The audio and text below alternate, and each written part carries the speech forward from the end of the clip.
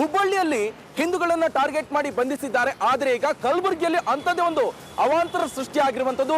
ಹಿಂದೂ ಜಾಗೃತ ಸೇನಾ ಜಿಲ್ಲಾಧ್ಯಕ್ಷರ ಬಂಧನ ಆಗಿದೆ ಅನ್ನುವಂಥ ಡೀಟೇಲ್ಸ್. ಆತನ ಮೇಲೆ ರೌಡಿ ಶೀಟರ್ ಕೂಡ ಓಪನ್ ಆಗಿದೆ. ಲಕ್ಷ್ಮೀಕಾಂತ್ ಸ್ವಾದಿ ಮೇಲೆ RG ನಗರ ಠಾಣೆಯಲ್ಲಿ ರೌಡಿ ಶೀಟರ್ ದಾಖಲಾಗಿದೆ.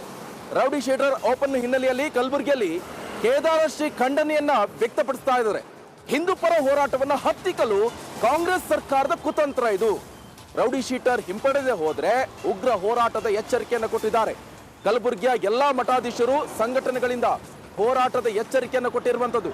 ಇದೇ ಇನ್ ಕೇಸ್ ರಾಜ್ಯದ ಮೂಲೆ ಮೂಲೆಯಲ್ಲಿ ಮುಂದುವರ್ಕೊಂಡು ಹೋಗಿದ್ದೇ ಆದ್ರೆ ಉಗ್ರ ಹೋರಾಟವನ್ನು ಮಾಡ್ತೀವಿ.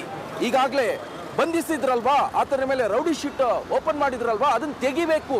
ಇಲ್ಲ ಅಂತ ಹೇಳಿದ್ರೆ ನಾವು ಉಗ್ರ ಹೋರಾಟವನ್ನ ಮಾಡ್ತೀವಿ ಅಂತ ಕೇದಾರ್ಶ್ರೀ ಖಂಡನೆಯನ್ನ ವ್ಯಕ್ತಪಡಿಸಿದ್ದಾರೆ. ಹಿಂದೂ ಪರ ಹೋರಾಟವನ್ನು ಹತ್ತಿಕ್ಕಲು ಕಾಂಗ್ರೆಸ್ ಸರ್ಕಾರದ ಕುತಂತ್ರ ಇವೆಲ್ಲವೂ ಕೂಡ ರೌಡಿ ಶೀಟರ್ ಹಿಂಪಡೆದೇ ಹೋದ್ರೆ ಉಗ್ರ ಹೋರಾಟದ ಎಚ್ಚರಿಕೆಯನ್ನು ಕೊಟ್ಟಿರುವಂತದ್ದು.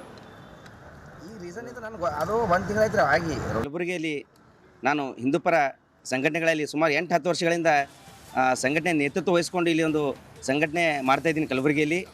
ಅದು ಇವತ್ತಿನ ದಿವಸ ನನ್ನ ಮೇಲೆ ಗುಂಡಾ ಕಾಯ್ದೆ ಏನು ರೌಡಿ ಶೀಟ್ ಓಪನ್ ಮಾಡಿದ್ದಾರೆ, ಅದು ರಾಘವೇಂದ್ರ ಪೊಲೀಸ್ ಠಾಣೆ ವ್ಯಾಪ್ತಿಯಲ್ಲಿ.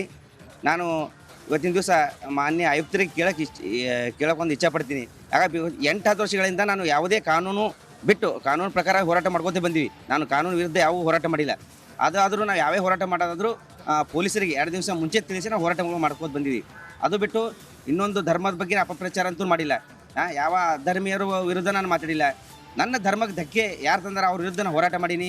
ಸಾಕಷ್ಟು ಅವ್ರ ವಿರುದ್ಧ ನಾನು ಮಾತಾಡಿ. ಎಲ್ಲಿ ಗೋಹತ್ಯೆ ನಡೀತದ, ಎಲ್ಲಿ ಹಿಂದೂ ಧರ್ಮ ಅವನತಿ ಆಗತ್ತದ, ಮತ್ತು ಎಲ್ಲಿ ನಮ್ಮ ಧರ್ಮ ನಾಶ ಆಗತ್ತದ, ಅಲ್ಲಿ ಏನೇನು ಸಣ್ಣ ವಿಷಯಗಳಿದ್ರೂ ಕೂಡ ಏನಂತಂದ್ರೆ ಆ ಲಕ್ಷ್ಮೀಕಾಂತ್ ಸ್ವಾದಿಯವರು ಅಲ್ಲಿ ಹೋಗಿ ನಿಂದಿರ್ತಿದ್ರು. ಆದರೆ ಇದನ್ನು ಸಹಿಸಲಾಗದೆ ನಿಜವಾಗ್ಲೂ ಕೂಡ ಪಾಪ ನಮಗೆ ಬಹಳ ನೋವಾಗ್ತದೆ. ಯಾಕಂತಂದರೆ ಅಂತಹ ಧರ್ಮದ ರಕ್ಷಣೆಗೆ ಏನಂತಂದ್ರೆ ಈ ರೀತಿಯಾಗಿ ರೌಡಿ ಶೀಟರ್ ಹಾಕ್ತಾರಂದ್ರೆ, ರೌಡಿಗಳಂತಂದ್ರೆ ಯಾರಿಗೆ ಕರೀತಾರೆ?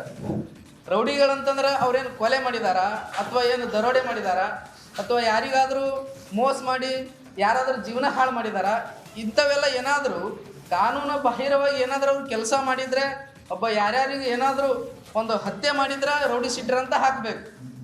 ಅದನ್ನು ಬಿಟ್ಟು ಇವತ್ತು ಧರ್ಮ ರಕ್ಷಕರಿಗೆ ನಾನು ನಿನ್ನೆ ACP ಅವ್ರ ಜೊತೆ ಮಾತಾಡಿದ್ದೀನಿ. AC ಅವ್ರ ಜೊತೆ ಮಾತಾಡಿದಾಗ ಕಮಿಷನರ್ ಹೇಳಿದ್ರು, ಇಲ್ಲ ಸ್ವಾಮೀಜಿ ನನಗೆ ಮಾಹಿತಿನೇ ಇಲ್ಲ ಅಂತ ಹೇಳಿದ್ರು. ಮತ್ತು ಮಾಹಿತಿ ಇಲ್ಲ ಅಂತಂದಮೇಲೆ ಇದು ಯಾವ ರೀತಿಯಾಗಿ ಅವರು ಈ ಥರ ಕಂಪ್ಲೇಂಟ್ ಮಾಡಿದ್ರು, ಈ ರೀತಿಯಾಗಿ ಅವರು ಹ್ಯಾಂಗೆ ಕೇಸ್ ಮಾಡಿದ್ರು ಅಂತಕ್ಕಂಥದ್ದು ಅವ್ರಿಗೆ ಗೊತ್ತಿಲ್ಲ ಅಂದಮೇಲೆ ಮತ್ತು ಇದು ಯಾವ ರೀತಿ ಆಗಿದೆ ಅಂತಕ್ಕಂಥದ್ದು ನೀವು ತಿಳ್ಕೊಬೇಕು.